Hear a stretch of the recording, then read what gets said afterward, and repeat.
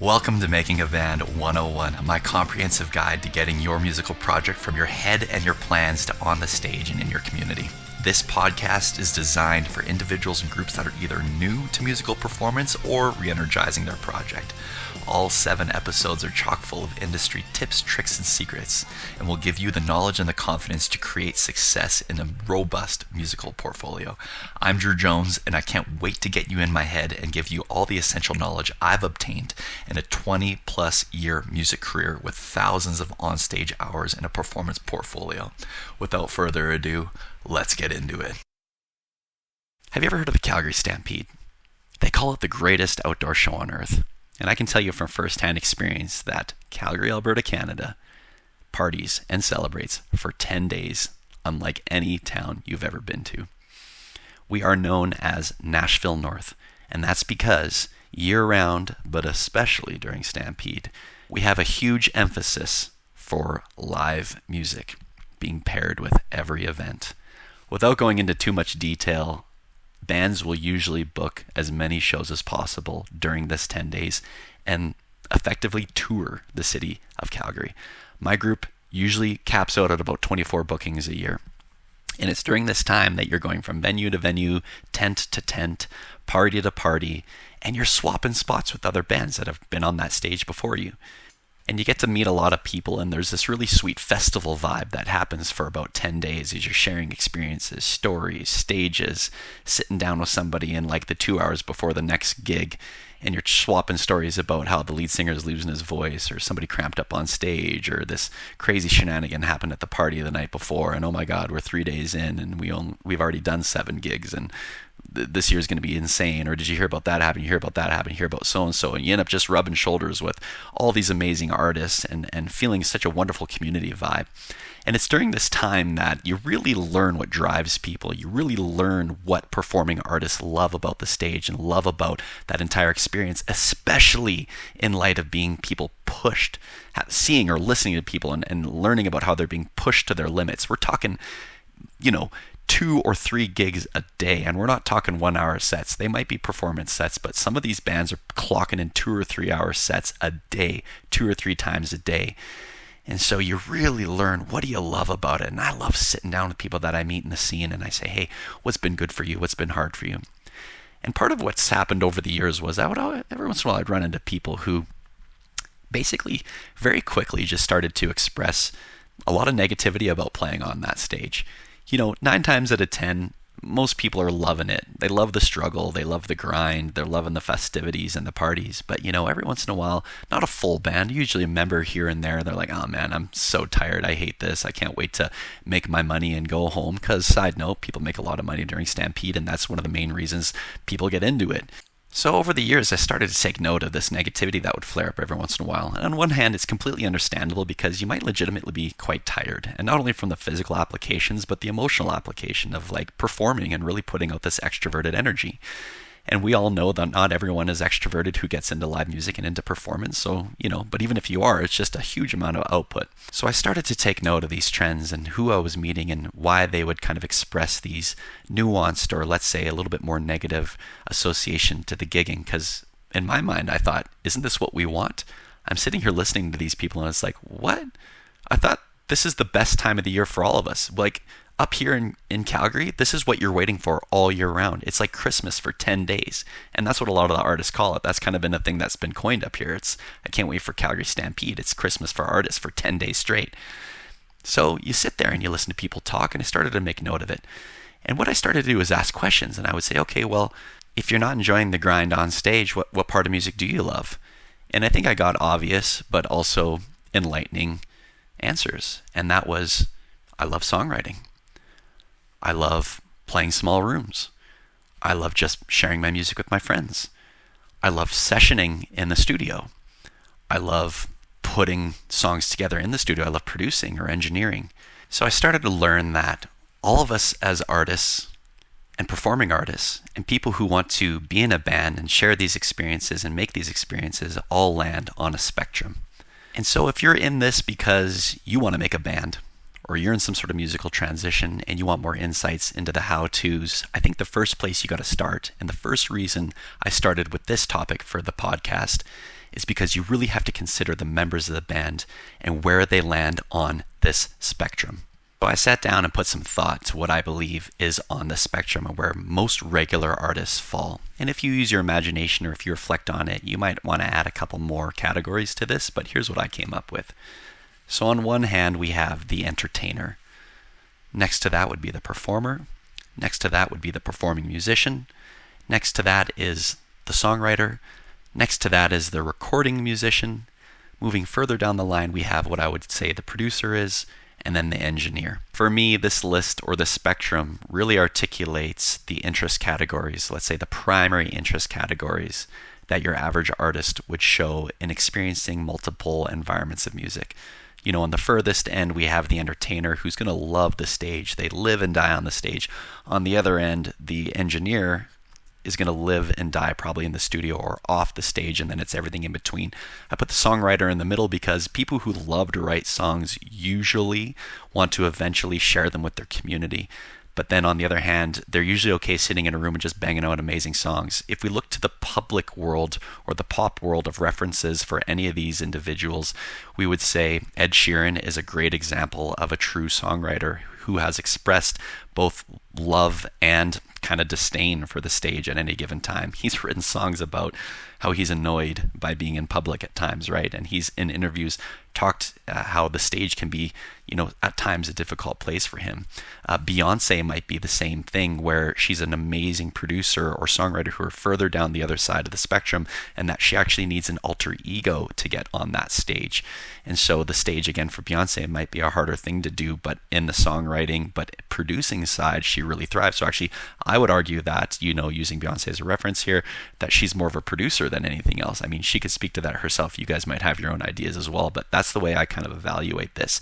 For me, I definitely land on the performer songwriter side. I'm not like a hardcore entertainer. I hit my stride every once in a while in that sort of wowing moment on stage where everything's flowing perfectly and I've got this flow state with my band and with the room, and we really go that way. But I also really thrive in the producing and songwriting environment as well. So I think many of us will have a duality in this, and many of us will show many interests as we go along, and we'll also learn where our talents lie in these things. And so what we need to do is assemble a team based on how we want to be musically active in our community. I'm fundamentally sharing these podcast lessons because it's to get people on the stage. It's to design a team that will be gigging. And so that's sort of my angle, and that's the way I'm going to look at this. But I also want the resources listed in this podcast to be somewhat universal, because your goal as a band might be to simply put out rad albums. You might say, hey man, we live in a place where there are not great gigging opportunities, or, you know, they seem nepotistic, or the competition's really weird. So we're going to move away from that live stuff, get in the studio and just start pumping out albums. Or you might say, you know, Drew, I just want like a jam band to rock out within my garage and eventually go to like Saturday afternoons at the local spot that does these jams. Or you might say, hey Drew, I just like, seriously man, I don't even know what my plans are. I just want to get some homies together and rock out and just see where it goes. And so whatever your sort of ambition is for your musical project, I still think this spectrum and understanding who people are is what's vital to creating initial synergy in the group and eventually longevity as well. This understanding of the spectrum, or where your bandmates might fall on it, or future bandmates, isn't necessarily a prerequisite to get going. So, you know, a lot of us are going to jump into relationships and just start rocking out with people, specifically in a rehearsal space, specifically in a jam format, and we're going to just start feeling it out. But what I wanted to do was provide a little bit more of an understanding of, if you do get into the situation of, let's say, a polarizing activity such as tour, or on the other hand, the studio, you know, both can have a lot of demands. Both can be very specific to how you're kind of geared to detail or just energy output. And so it's in these environments that we start to learn who loves it and who hates it. And that's why I use that Stampede story as a reference, because it's like, wow, it can be a bit of a WTF when you walk into people who are not displaying what you thought they would. And that can threaten the longevity or the cohesion of the band. And again, I didn't jump to judgment when meeting those people during Stampede. I jumped to questions. whoa, if you don't like this, well, what do you like? And it's not uncommon for bands to have subs or to fit people in where they're most appropriate. For example, drummers in the studio that can keep time and really session well, or actually lead players as well, lead guitarists who have amazing tempo control and who have amazing ability to track in the studio. These people are actually quite hard to find, and usually the studio will hold on to them to be regular session players.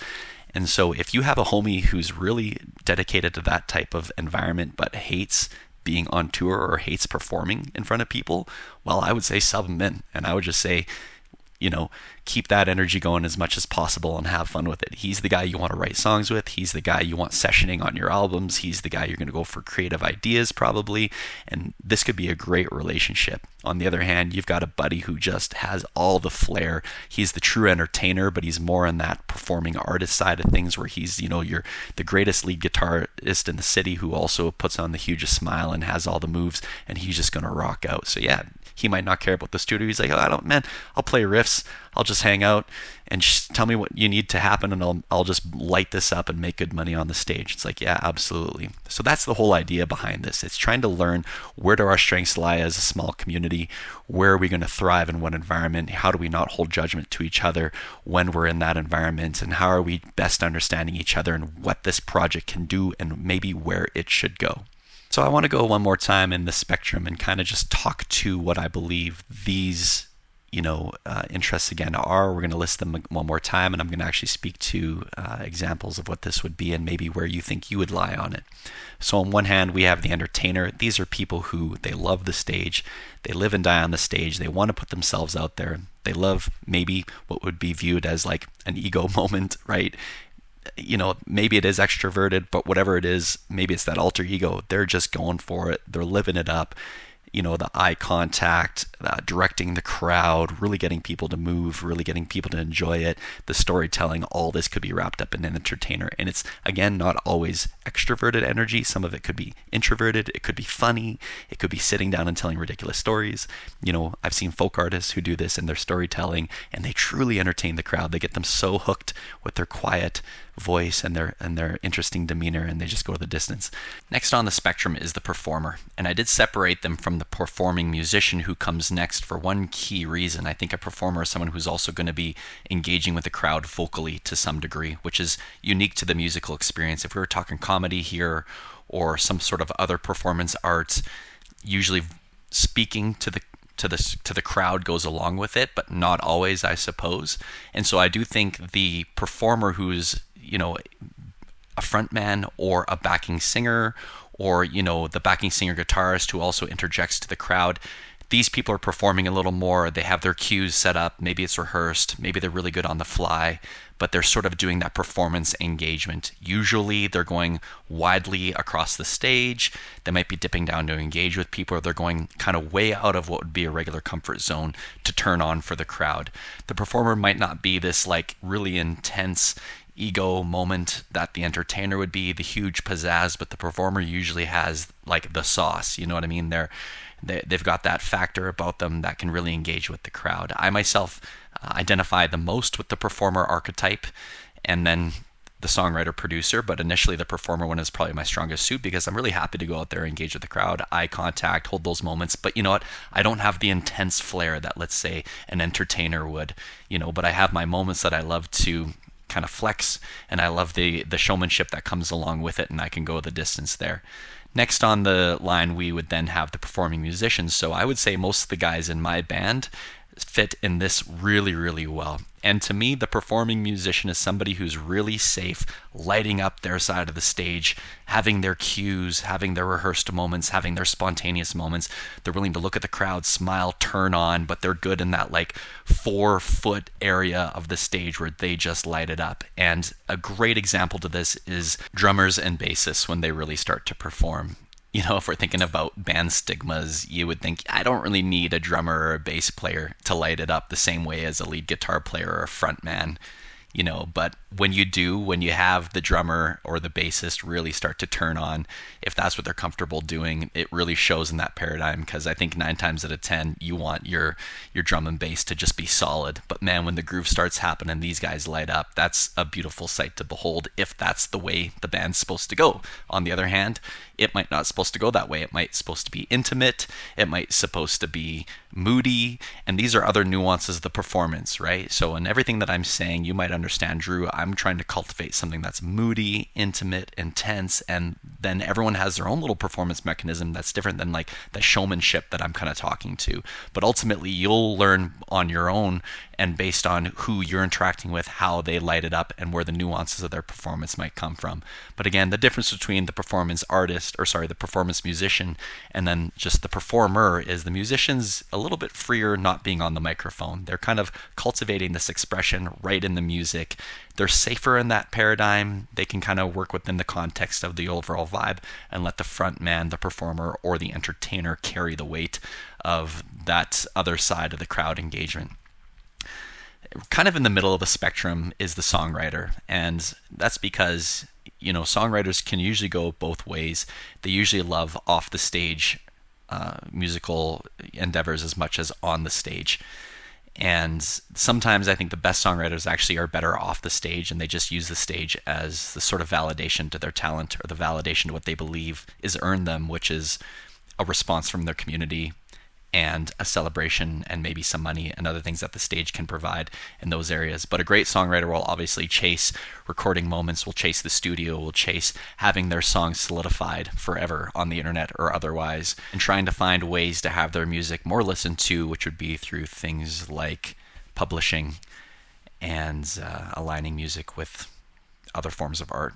The hook with the songwriter is that it's usually a true talent that comes out of these people. I know many people learn to be a songwriter. There are formulas and there are books written about this. But when I meet a great songwriter, and there are many in my circle of friends, that it just seems to kind of ooze out of them. And they're quite poetic in nature. They have an ear for a hook, for putting things together. Or they've discovered something in themselves with like a style or a trend, something that's a little more unique that they can really leverage in the way they put their music together. And it's something that, again, whether it translates to a crowd or not, it's something that they can translate into a creative project and say, hey, start and end, here's where we go with it, this is how it happens, create freedom within the group to make that happen as well. Because you can be the best songwriter in the world, but you might need other people to help you flesh out what this thing's supposed to do, and it might evolve and move forward. And that's kind of where the producer comes in, honestly. The songwriter to producer is kind of a natural evolution, I think. I think these things naturally go hand in hand. I've had friends, though, that are not so much great at lyric and or arrangements, but they're really good at envisioning, we need a hook in here, we need the guitar doing this in here, I don't know what that is, but I'm hearing this type of sound in here. And so that's the producer side of things. It's like, I'm a songwriter as well, so I can bring an archetype or a scaffolding of a song to some of my buds, and they're great producers and they're musicians, so they start to hear sounds, they start to piece it together, and so they don't have that like intense creative energy to say, hey, this is the output needed to create this song, but they'll come back and say, wow, I'm hearing all these sounds. I feel like we need to put that in there. I feel like the tempo should actually change here. I feel like a backbeat needs to happen there. And they kind of produce the song and then envision who can be involved as well. Less so much the who, more along the musical entity. And that producer is someone who can really take the skeleton of a song and start to really flesh it out. And you get a couple good producers in your band, and that's really where the magic happens. Songwriters love people who then can take their idea and say, hey man, we're going to flesh this out, it's going to sound amazing. And so I think a lot of us want to fall in that producer kind of vibe. We want to, especially if we're lyricists, we want to get in there and really like sauce it up and make things sound and appear to be as what they were designed to be by the songwriter and enhance them like crazy. And then again, we come to the recording musician. So unlike the performing musician, this person usually really enjoys the details. They like being in the depths of the song and tracking usually perfectly. People who are great recording musicians are very steady in nature.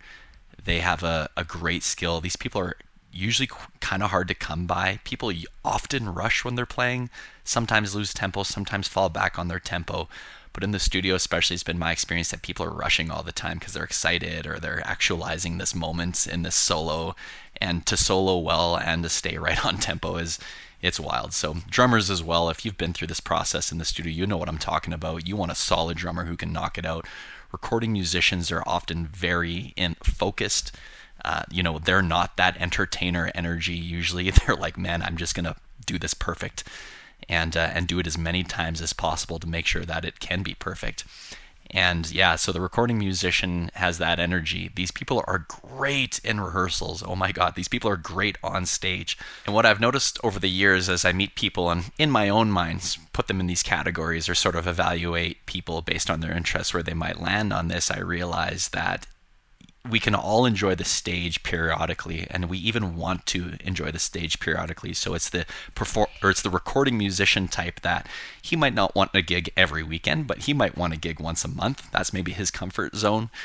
He might be in the studio every weekend. He might prefer to do that. Same thing with the next level, which is the engineer, who's more prone to being off the stage. But the further we are from our love for the stage doesn't mean we don't want to be there. Your recording musician who's going to lock in with a band, he might say, hey man, I'm good to play the CD release party and to play these 2 other massive parties a year. Otherwise, get my homie John to sub in for me. And so having or arranging a group of dudes together who are free and open and who understand what they love and where they lie can be a great asset. It doesn't have to be all or nothing with people. It can be this space of like, hey, I thrive in this environment. Let's get it. You'll find this with older musicians usually where they've gone through the ringer. They don't articulate it the same way I would here. They might after they listen to this podcast, so send it to them. But, it's the old dogs who are usually like, nah, man, I'm good. I'm going to session in the studio for you. Otherwise, get the young guy to light it up on stage. Then last but not least, and maybe this truly is like an introverted situation because it's highly detail oriented.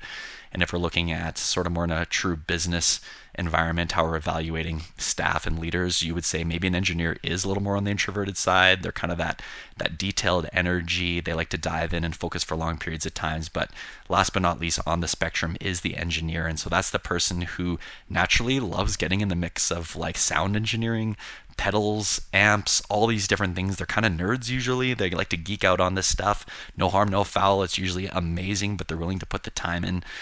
We played with a guy who eventually left the band and became our sound guy in multiple venues that we play in the city. And he was just like this. He showed a huge propensity to learning about sound equipment, loved doing it before he even knew what to do, would saddle up beside the sound guys entirely, and it was like, hey man, you really love this stuff, you should consider doing this legitimately. And he did get into becoming a sound engineer very much within the context of learning from a performer's angle. And so you just never know where this goes. There's huge side hustles all related to performing arts that might lead into other, environments to monetize or to achieve talents in. And so we don't always know where this all goes. And if you're committed to this, if you're like, Drew, I'm going to get into this, and I know I'm young or maybe I'm old, doesn't matter your age, but you're like, I'm just getting ready to turn it up into second, third, fourth, fifth gear. I want to start a band. I want to get this sustaining. I want to learn who I am. I want to learn what I love. I want to learn how crowds interact with me.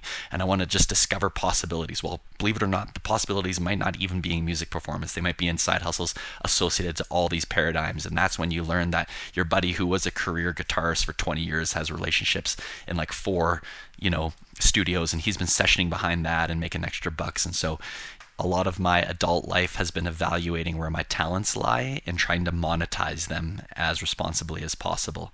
And in the music and creative world, it's all about self-discovery and learning, wow, I love doing this. I'm so thankful that I have the privilege of actually acting on these things that I love and learning how I flourish in them, and then eventually monetizing them. If you can monetize your talents, oh man, you're sitting pretty. That's that quintessential thing that all the memes talk about. You want to work where you love, and you want to do what you love and turn it into work. Well, that's really about monetizing your talents, in my opinion. And the musical environment gives us so many opportunities to do that. It's such an adventure and such a kind of daydream to think, man, if I could really figure out where I thrive in this and monetize that, well, that's the goal. So give yourself 5-10 years, go for it. And I want to put a disclaimer towards the end of this episode, because you'll hear me, and side note, you'll hear me speaking this way in future episodes, but you've heard me talk in terms of sort of that archetypal, quintessential performer moment. That's the way my band sort of embodies performance. We have that show band quality about us. We have a nice duality of originals and covers. And these are elements of my experiences that I'll get into in further episodes. But your band and the way you're hearing this should be from your worldview. And know that whatever performance means to you and however you identify as a performer, and it could be in things that are not musically related. I actually think some of the qualities that I'm talking about could go into things like burlesque. They could go into things like drag. They could go into other non-musical, and I suppose there's music in those environments too, but comedy, like you could take much of the lessons I've learned and put them into those other performance areas. Obviously, I'm articulating them very musically, but I think when we think back to, well, Drew, I don't want to be in a show band quality. I'm actually trying to create, again, something that's the opposite, which would be something more moody, indie, something a little more intense. But yeah, just articulate it your way. But I think these things all are transfer that way and they translate that way. And you will start to learn and be curious with the people in your life. Where do we fall in this? And again, it really comes back to, do you want to piece it together with a community of players? I love the idea of a band. I love to have the same 5 people at every show. And the current form of my band has 6 people in it. We rotate a saxophone player and a fiddle player at this point. But our lead guitar player can also play lead fiddle. He's actually amazing at both instruments. So we have some variety even there so that we don't completely lose the fiddle when the saxophonist isn't there. But we create this variety for double headers. So our primary fiddle player is with us on Fridays, and then our saxophone player is with us on Saturdays when we do a double night. Sometimes the mood of the event or the gig, it fits better to have sax than fiddle and vice versa. But then again, we also have our secondary fiddle player in the guitarist. What I'm trying to get at is that beyond these key 6 members, there's probably another like literal dozen people that play with us over the span of a year. They're subbing, they're sessioning, they're writing, they're in the studio with us, they're doing other things, and it's been that way for about the last 4 or 5, almost 6 years, where we have a community of members around us. And if you're going to sustain a gigging portfolio or performance portfolio or writing portfolio or anything, right? Even on the furthest side, on the engineering side, you're going to work with a team. You're going to lock into a studio. You're going to do all these things. You're going to want to be at multiple studios. So the idea isn't to be exclusive. The idea isn't to be territorial. The idea is to be open and to cultivate a freedom and allow people to really flourish in certain environments and put it on the table. We'll talk about this in the later episodes, but you want it to be, it can be contractual, it could be formal, you can have a written agreement or whatever. We've never really done that, but you want it to be at least upfront. You want to have integrity. You want to say, hey, I'm bringing you in to do this and this and this and this. Usually these people are your friends, so it can be nuanced with some emotion, but it's like, hey, listen, Jen, you're a great vocalist. We need you doing backup vocals on all the albums and all this. I know you've expressed to me in the past you don't have a lot of time to gig. You got kids now. Life is good. No worries. But please come on in. We'd love to have you doing backup vocals, and then play our CD release.